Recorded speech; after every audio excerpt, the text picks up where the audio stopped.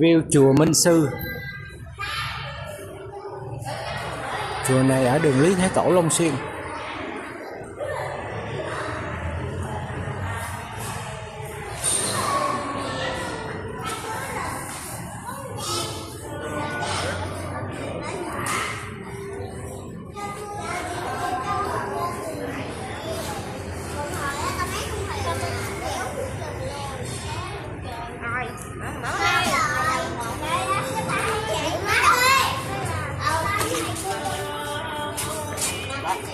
Không.